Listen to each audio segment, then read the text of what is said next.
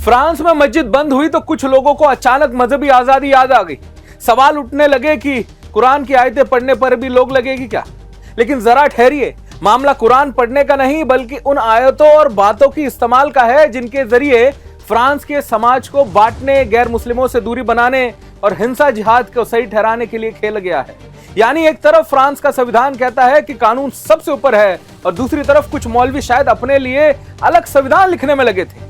मस्जिद इबादत की जगह है, समाज को बांटने की प्रयोगशाला नहीं है।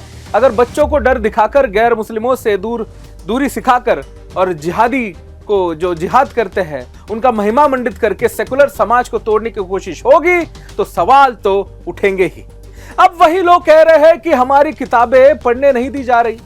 सवाल यह है कि किताब पढ़ी जा रही थी या उसके नाम पर समाज तोड़ने का पाठ पढ़ाया जा रहा था। देखिए हमारी रिपोर्ट जो बता रही है कि फ्रांस ने क्यों मस्जिद बैन की और कुरान की आयतों को आतंकवाद से कैसे जोड़ा।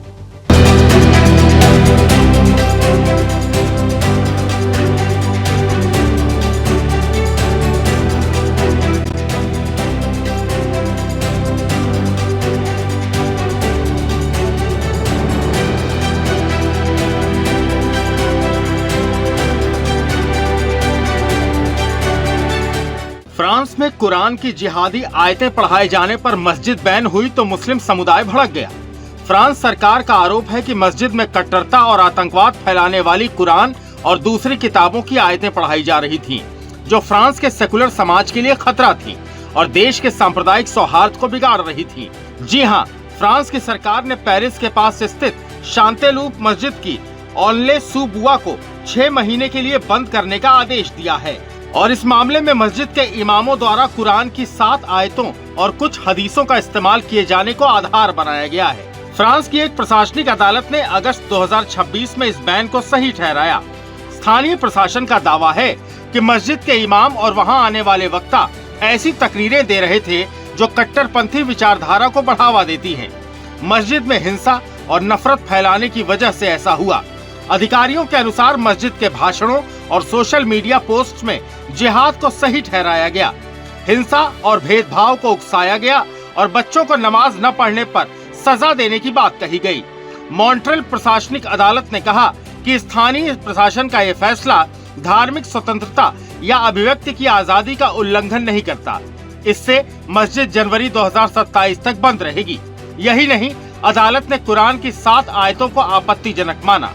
मस्जिद के वकील रफीक शेकत ने बताया कि सरकार ने अपने आरोपों में कुरान की 7 आयतों और प्रसिद्ध हदीस जैसे इमाम अल नवावी की the garden of the righteous का हवाला दिया, जो सामान्य तौर पर मुस्लिम इबादत का हिस्सा है। वकील ने सवाल उठाया कि क्या फ्रांस में कोई इमाम अब उस मस्जिद में कुरान की आयतें भी नहीं पढ़ सकता जहां वो उपदेश देता है।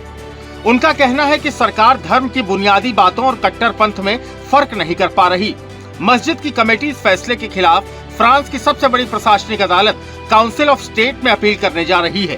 फ्रांस सरकार पिछले कुछ सालों से आतंकवाद और कट्टरपंथ को रोकने के लिए अपनी एंटी सेपरेटिज्म नीति के तहत कई मस्जिदों और मुस्लिम संगठनों पर इस तरह की सख्त कार्रवाई कर चुकी है। फ्रांस सरकार या अदालत ने सार्वजनिक तौर पर उन 7 विशिष्ट आयतों के नंबर या उनकी लिस्ट जारी नहीं की है। किन विषयों पर आधारित थी वो आयतें और तकरीरें, फ्रांस के प्रशासनिक अधिकारियों ने कोर्ट में जो डॉक्यूमेंट पेश किए उनके अनुसार मस्जिद के इमामों ने जिन 7 आयतों का इस्तेमाल किया वो जहन्नुम और अजाब से जुड़ी हैं। अधिकारियों ने आपत्ति जताई कि इमामों ने अपनी तकरीरों में गैर मुस्लिमों के लिए जहन्नुम और कब्र की सजाओं का जिक्र करने वाली आयतों को बार बार दोहराया, जिसे सरकार ने नफरत और भेदभाव को बढ़ावा देने वाला माना। सरकारी आदेश में कहा गया है कि इमामों ने ऐसी आयतों और उनके संदर्भों का इस्तेमाल किया जो जिहाद को सही ठहराते हैं और मौत को महिमा मंडित करते हैं। अधिकारियों के मुताबिक ये भाषा आतंकी संगठनों की बयानबाजी से मेल खाती है। साथ ही गैर मुस्लिमों से दूरी बनाने की बात कही गई है। कुछ आयतों का उपयोग ये सिखाने के लिए किया गया कि मुस्लिम समुदाय को फ्रांस के धर्मनिरपेक्ष समाज और उनके कानूनों से अलग रहना चाहिए। आयतों के अलावा कुछ इस्लामिक किताबों पर आपत्ति जताई गई। मस्जिद के वकील के अनुसार प्रशासन ने केवल कुरान की आयतों पर ही नहीं बल्कि दूसरी किताबों को बैन करने की बात भी कही। इमाम नवावी की 40 हदीसें विवाद की मुख्य वजह है। फ्रांस के internal security code article L227(1) के तहत यदि किसी भी धार्मिक स्थल पर ऐसी बातें बोली या फैलाई जा रही हैं जो हिंसा, नफरत, भेदभाव या आतंकवाद को बढ़ावा देती हैं, तो उसे बंद किया जा सकता है। सरकार का कहना है कि इमामों ने इन आयतों को सामान्य धार्मिक संदर्भ में नहीं बल्कि कट्टरपंथ फैलाने के इरादे से इस्तेमाल किया। अब मुस्लिम पक्ष फ्रांस सरकार की इस कार्रवाई पर सवाल उठा रहा है और कह रहा है कि फ्रांस में हमें अपनी किताबें भी नहीं पढ़ने दी जा रही है। Bureau report, Sudarshan news.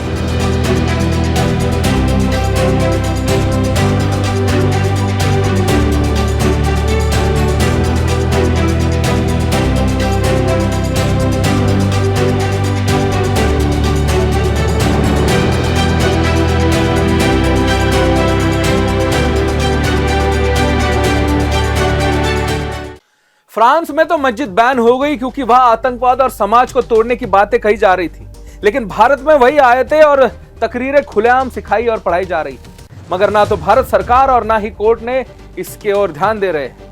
Bharat में भी इन्हें मस्जिदों और इन्हीं आयतों की वजह से कई गैर मुस्लिम लोगों के सर तन से जुदा कर दिए गए। ऐसे में सुदर्शन न्यूज लगातार मस्जिदों मदरसों से फैलाए जाने वाले आतंकवाद के खिलाफ आवाज उठाता रहा है। अब सुदर्शन न्यूज के मुख्य संपादक धर्म योद्धा डॉक्टर सुरेश चौहान के जी ने फ्रांस में मस्जिद बैन होने पर अपनी प्रक्रिया दी है। सुनते हैं। फ्रांस में मस्जिद को बंद किया गया ये कहते हुए कि ये जो 7 आयतें हैं जो वहां से सिखाई जाती है ये राज्य के लिए, देश के लिए खतरा है। और विशेष बात कि ये वहां के मुसलमान उन आयतों के प्रतिबंध के ऊपर न्यायालय में गए तो न्यायालय ने भी ये कहा कि हाँ ये गलत है। मुझे याद आता है कि हिंदुस्तान में तब जब वसीम रिजवी मुसलमान थे हिंदू बनने के पहले, उन्होंने 26 आयतों का मुद्दा सर्वोच्च न्यायालय में लेकर गया था, तो न्यायालय में उनको डांट कर बंद कर दिया था। जबकि कई दशक पहले कलकत्ता कुरान पिटीशन भी लगी थी, दिल्ली में भी हाईकोर्ट में ऐसी याचिका कभी लगी थी और उस पर चर्चा हुई थी। हिंदुस्तान इस समय ऐसे मुद्दों पर चर्चा नहीं कर रहा है, लेकिन फ्रांस इस विषय पर प्रतिबंध लगा रहा है। हिंदुस्तान के राज्य सत्ता ने भी ये सोचना चाहिए कि वहाँ और हम में क्या अंतर है और वो क्यों कर रहे हैं और हम क्यों नहीं कर रहे हैं। जनता ऐसे मुद्दों से दूर ना रहे, क्योंकि भारतीय मीडिया ऐसे खबरों को आप तक नहीं पहुंचाता है। उनको लगता है कि ये मुसलमान विरोधी बातें हैं और डरते हैं लोग, इसलिए नहीं बताते हैं। लेकिन आज सुदर्शन जो शो कर रहा है इसके लिए बताना जरूरी है।